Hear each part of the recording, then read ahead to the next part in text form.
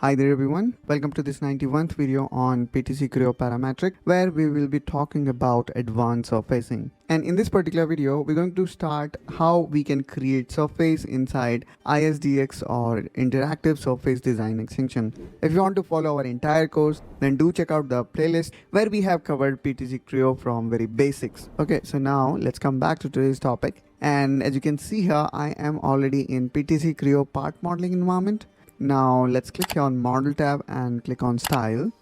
Now in order to create surface, we require to create curve, right? And so far we know how we can create or edit curve. So let's click here on curve and I'm gonna quickly make a curve here, and let me also make another one. So let me take here internal plane, and I'm gonna offset this one to this side. Now I'm gonna again take another planar curve. Okay, and now what I'm gonna do is let's add another curve, and this time instead of planar I'm gonna say free curve, and then I'm gonna press shift button, which will help me to join these both. Okay, let's click OK again here as well. Let's again click on curve. Again here I am going to create 2 points. Let's again hit OK.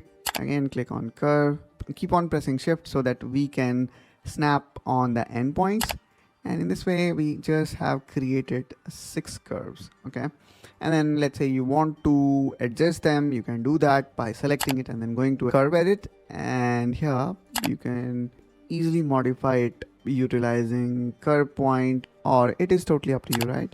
Now let's click OK, and now let's try to create curve inside ISDX. Let me also hide these plain display so that we can clearly see how the curve look like. Now let's click on surface. Now let's click here on this primary chain and select item, and now I will start selecting these parts. Okay, and actually I want to create this as a surface. What I'm gonna do is, so I will select these items line by line. So this is my third and this is my fourth. And there we go, guys. So here we can see we have just created this surface. Now just like what we do in case of curve, we edit curve after creating it. Similarly we can do with surface as well.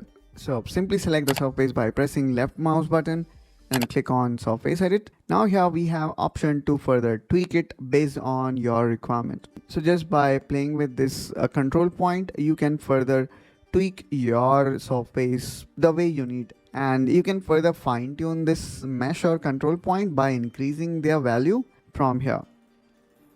So you can make it even more denser, and then you can pick certain point and do whatever you would like to do.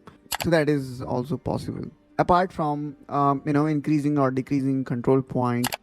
So here you can see we have got so many options the way curve will behave based on the option you choose. Okay, and then here we also have certain option to view our curve as, so you can view your curve as transparent, and you can also see it in another way. For example, you would like to see as a point cloud, you can also see point cloud in these curves, so that is also feasible. In a similar way you will see lot many options.